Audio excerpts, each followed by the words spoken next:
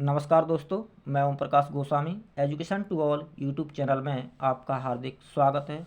दोस्तों, इस वीडियो में हम हिंदी शब्द कैसे बना, हिंदी भाषा की विकास यात्रा, हिंदी साहित्य का इतिहास, काल विभाजन एवं नामकरण, हिंदी की उपभाषा एवं बोलियों की बात करेंगे। सबसे पहले बात करते हैं दोस्तों, हिंदी शब्द कैसे बना। दोस्तों, जिन देशों में फारसी भाषा बोली जाती है, ईरान इत्यादि, उन फारसी भाषी देशों से जब लोग भारत आते थे तो भारत आने के लिए उनको सिंधु नदी को क्रॉस करना पड़ता था और फारसी भाषा में सिंधु को हिंदू बोला जाता है। फारसी भाषी देशों से जब लोग भारत आते थे तो वे लोग सिंधु को हिंदू बोलते थे। तो इस तरह से सिंधु से शब्द बना हिंदू, और हिंदू शब्द में से ऊ का लोप होने पर शब्द बना हिंद, और हिंद में ईक प्रत्यय लगने पर शब्द बना हिंदीक। इसी हिंदीक शब्द से इंडिका, इंडिका से इंडिया शब्द बना। हिंदीक शब्द के क का लोप होने पर शब्द बना हिंदी। इस तरह से हिंदी शब्द सिंधु शब्द से बना है। दोस्तों, भारत में भारोपीय भाषा परिवार के दो भाषा परिवारों की भाषाएं बोली जाती हैं, आर्य भाषा परिवार और द्रविड़ भाषा परिवार। आर्य भाषा परिवार की भाषाएं उत्तर भारत में बोली जाती हैं, द्रविड़ भाषा परिवार की भाषाएं दक्षिण भारत में बोली जाती हैं। दोस्तों, आर्य भाषा परिवार की भाषाओं में सबसे प्राचीन भाषा है वैदिक संस्कृत, जिसका समय लगभग 1500 ईसा पूर्व से 1000 ईसा पूर्व माना जाता है।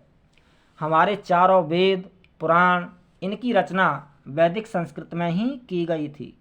वैदिक संस्कृत से विकास हुआ लौकिक संस्कृत का लगभग 1000 ईसा पूर्व से 500 ईसा पूर्व इसका समय माना जाता है।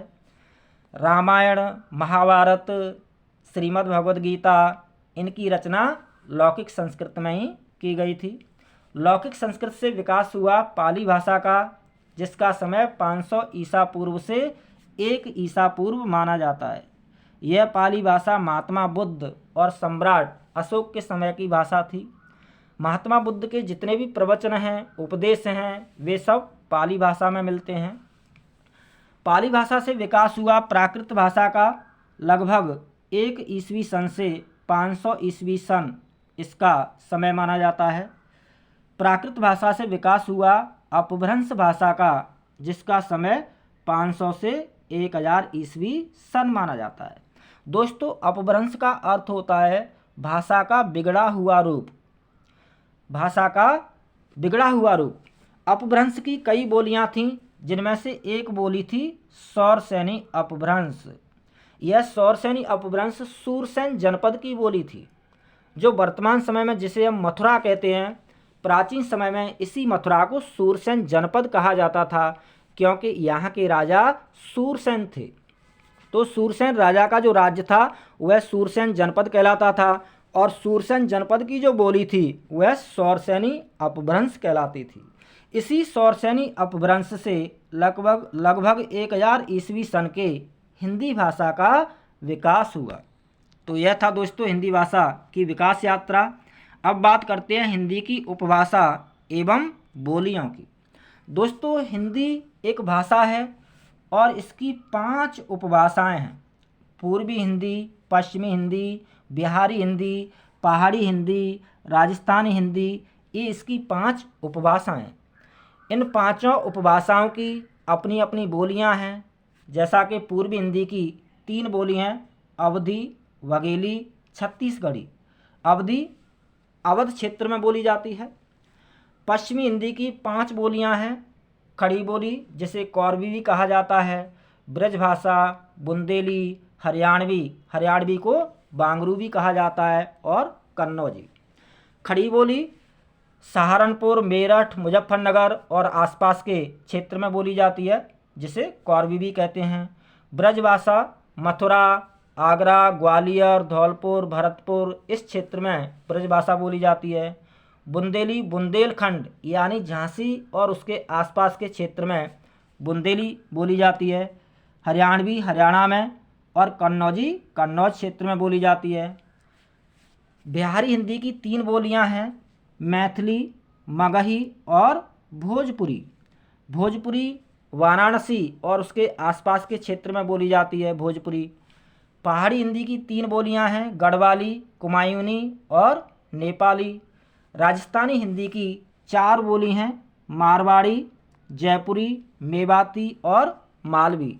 मारवाड़ी जोधपुर, बाड़मेर, जैसलमेर उस क्षेत्र में बोली जाती है, मारवाड़ क्षेत्र में। जयपुरी जयपुर और उसके आसपास के क्षेत्र में बोली जाती है। जयपुरी को ढूंढानी भी कहा जाता है।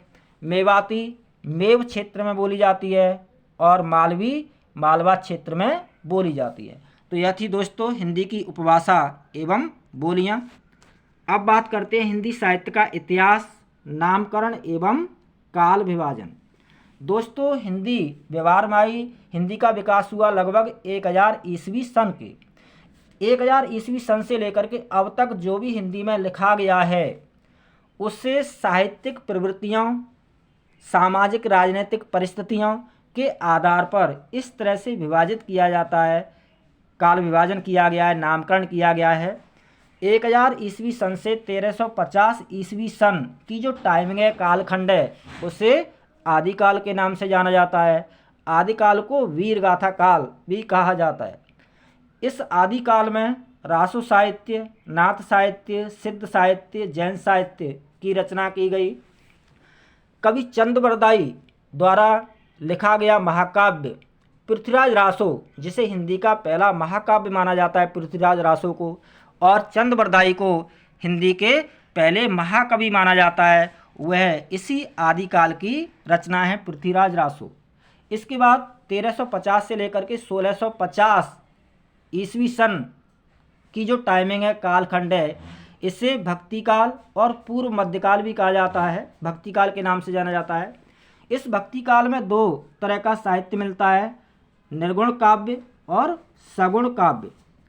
निर्गुण काव्य निर्गुण निराकार ब्रह्म की उपासना करने वाले संत कवियों के द्वारा लिखा गया काव्य निर्गुण काव्य कहलाता है, और सगुण साकार ब्रह्म की उपासना करने वाले कवियों के द्वारा लिखा गया काव्य सगुण काव्य कहलाता है।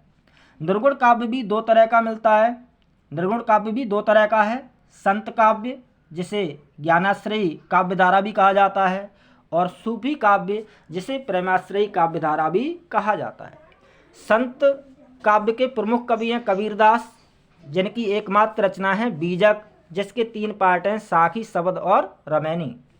सूफी काव्य के प्रमुख कवि हैं मलिक मोहम्मद जायसी, पद्मावत जिनका महाकाव्य। सगुण काव्य के भी 2 पार्ट हैं, 2 भाग हैं। राम काव्य, सगुण काव्य को 2 भागों में बांटा जाता है, राम काव्य और कृष्ण काव्य। राम काव्य के प्रमुख कवि हैं तुलसीदास, रामचरितमानस अवधी भाषा में लिखा गया रामचरितमानस जिनका महाकाव्य है, और कृष्ण काव्य के प्रमुख कवि हैं सूरदास, जिन्होंने सूर सारावली, साहित्य लहरी और सूर सागर की रचना की। 1650 से लेकर के 1850 की जो टाइमिंग है, कालखंड है, इसे रीतिकाल या उत्तर मध्यकाल के नाम से जाना जाता है। रीतिकाल को भी 3 भागों में विभाजित किया जाता है, रीतिबद्ध काव्य जिसके प्रमुख कवि देव माने जाते हैं, रीति सिद्ध जिसके प्रमुख कवि बिहारी हैं, और रीति मुक्त जिसके प्रमुख कवि घनानंद है। तो रीतिकाल को 3 भागों में बांटा जाता है, विभाजित किया जाता है, रीतिबद्ध काव्य, रीति सिद्ध काव्य और रीति मुक्त काव्य। सन 1850 से लेकर के आज तक की जो टाइमिंग है, समय है, उसे आधुनिक काल के नाम से जाना जाता है। 1850 से लेकर के 1900 ईस्वी सन की टाइमिंग को, कालखंड को भारतेंदु हरिश्चंद्र के नाम पर भारतेंदु युग के नाम से जाना जाता है। 1900 से लेकर के 1918 ईस्वी सन की टाइमिंग को, कालखंड को आचार्य महावीर प्रसाद द्विवेदी जी के नाम के आधार पर, उनके साहित्यिक योगदान के आधार पर उनके नाम से द्विवेदी युग के नाम से जाना जाता है।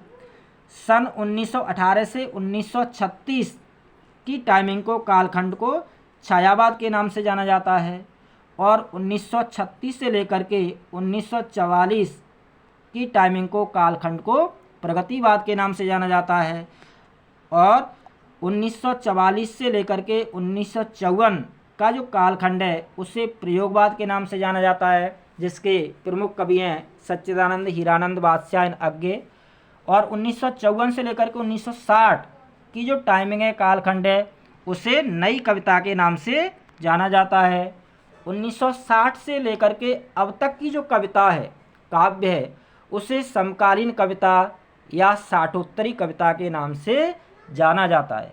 तो यह था दोस्तों हिंदी साहित्य का इतिहास, नामकरण एवं काल विभाजन, हिंदी सामान्य परिचय, एक झलक। बहुत बहुत धन्यवाद, हार्दिक शुभकामनाएं, all the best, good luck, जय हिंद।